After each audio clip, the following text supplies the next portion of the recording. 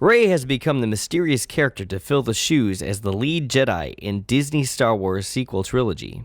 Despite her position in these films, there are many Star Wars fans who are not a fan of Rey. Today we will figure out, or at least try to figure out, how could Disney save Rey's character in The Rise of Skywalker? Let's talk Star Wars. The Rise of Skywalker has been all of the talk this year. A few months ago, a friend and I were talking about the character Rey and her journey through these movies.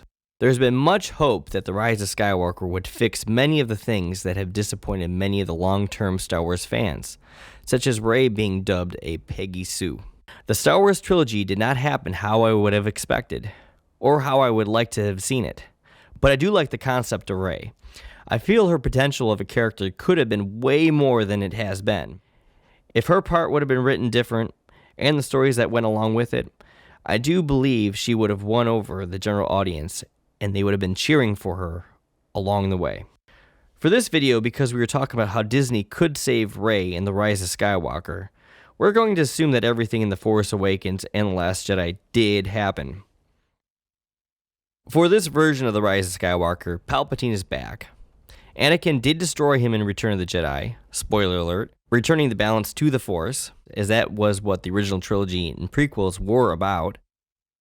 Palpatine was able to figure out a way to manifest himself back temporarily, and he needs Rey to bring him the last piece of the puzzle so he can return in a physical form permanently. I can go into this scenario with the Emperor in another video. We will begin this version of what could be or could have been The Rise of Skywalker with Rey sensing an evil at a great distance away. She knows it's not Kylo and feels it's her duty to stop it. Rey travels a great length to find this evil. She finds a planet at a far-off place, and after landing and exploring the planet, she is eventually led to Palpatine. Ignorantly, she approaches him to face him once and for all. Palpatine does what Palpatine does best, and toys with her a bit. He plays psychological mind tricks with her, and tries to get her to join him.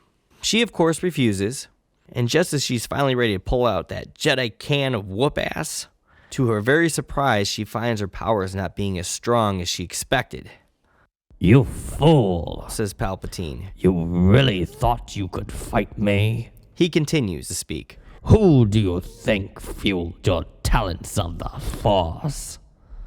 You were just an empty vessel. You came from nothing. I gave you strength and guided your talents." Through all of the interconnecting going on in the previous movies, both Rey's and Kylo's energies were open without any protection from outside forces. This is why Snoke was able to infiltrate and join their minds together. You could see this in some of the scenes in some of the films. This is also how Palpatine was able to manipulate thoughts and was able to feed Rey Force strength. He was not able to control anyone, but he was able to be a little voice that whispered in their ears. He was able to strengthen their energies and make them stronger, Rey in particular.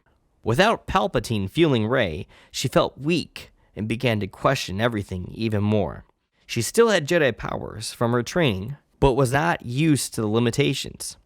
Anything she wanted to do felt so much harder, like trying to do something that was beyond one's strength. Palpatine continued with his dialogue. "This was all planned out perfectly. It's here. You brought it with you, didn't you?" As Palpatine looks for the relic object, he explains why he needed Rey, what made her special, and how she was the perfect one to help him with his plan. This relic was from the first Jedi temple on Ahch-To that Luke was living at when Rey found him. Rey continues to fight for strength, using all of her will and energy to prevent Palpatine from winning. Palpatine is stronger, but not at his full strength because he is not fully physical, and his powers are limited. His everlasting years as a Sith made him a very strong opponent. His time is running out for Rey, as she gives it her very best, showing her dedication, heart, and true character. An ally comes to save her. Is it Kylo? Is it Mace Windu? Ahsoka? Or could it be the child of Mara Jade? There's more story to be told to tell who really it is, but it doesn't matter at this point. Palpatine is strong, but still not whole. Maybe he even began the process of restoring himself to whole, and we are now watching as they fight against the clock to prevent him from reaching full strength. The Jedi battle escalates. With both the Jedi and Rey working together, Palpatine is eventually stopped in his tracks and destroyed once again.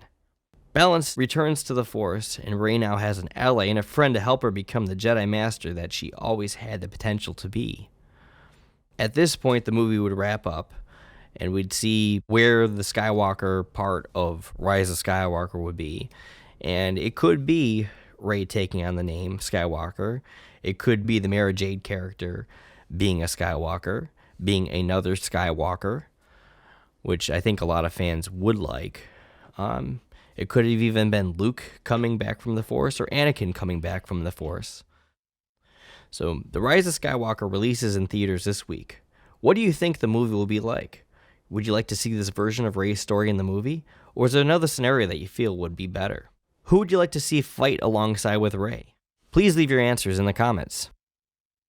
Like music, stories, ideas? Then make sure you subscribe. I'm a musician who loves creating. This channel is a blog that covers a few different topics from stories like you've watched here to the creative process in music. Anything you'd like to see in future videos? Just let me know. Thanks for watching.